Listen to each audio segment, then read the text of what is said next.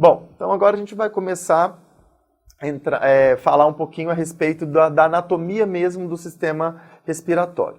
Então, o tórax ele é formado pela caixa torácica, pelas vértebras torácicas e pelo externo, onde dentro desse tórax contém algumas estruturas, como traqueia, o esôfago, o coração, o pulmão e os grandes vasos, como vocês podem ver aí nessa imagem, onde dentro dessa caixa torácica aí a gente tem todas essas estruturas que compõem o tórax. Bom, o tórax ele pode ser dividido também através do mediastino, que dentro das estruturas do mediastino compõe a traqueia, o esôfago, o coração e os grandes vasos. E o mediastino é o que vai dividir a cavidade pleural direita, onde tem o pulmão direito, e a cavidade pleural esquerda, onde tem o pulmão esquerdo. Onde a função da caixa torácica acaba sendo o quê? Proteger os órgãos vitais que estão dentro deles, bem como ser ponto de origem e inserção para alguns músculos respiratórios, que quando eles contraem, eles vão ter uma interação fazendo com que você tenha o aumento ou a diminuição do volume pulmonar. Então aí você consegue ter esse movimento do gradil costal, permitindo esse aumento desse volume pulmonar ou a diminuição durante a expiração. Então, falando um pouquinho do mediastino, ele é o que vai dividir o tórax verticalmente, separando então a cavidade pleural direita da cavidade pleural esquerda. Porém, quando a gente pensa no mediastino, a gente tem que imaginar como se ele fosse uma caixa. Então ele possui seus limites, tanto anterior quanto posterior, da parte lateral, superior e inferior.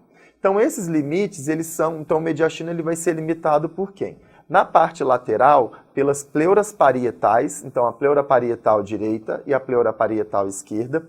Inferiormente, ele é limitado pelo diafragma. Superiormente, pela entrada do tórax, então essa parte mais superior.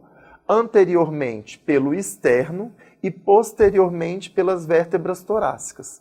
Então, a gente tem que imaginar que o mediastino é como se fosse uma caixa, onde ele vai ter esses limites aí. Então, anterior, posterior, superior, inferior e os laterais.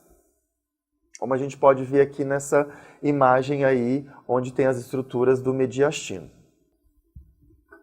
Então, aqui a gente tem uma vista lateral do mediastino. Então, aqui, ó, anteriormente, ele é limitado pelo externo, posteriormente pelas vértebras torácicas, superior pela entrada torácica, inferiormente pelo diafragma e na parte lateral a gente vai ter o folheto pleural, a pleura parietal direita e a pleura parietal esquerda, que aí a gente consegue visualizar mais nessa outra imagem aqui, ó. Então ele é limitado, é como se o mediastino fosse uma caixa mesmo. Então ele vai ter esses limites, como a gente consegue observar aqui nesse slide.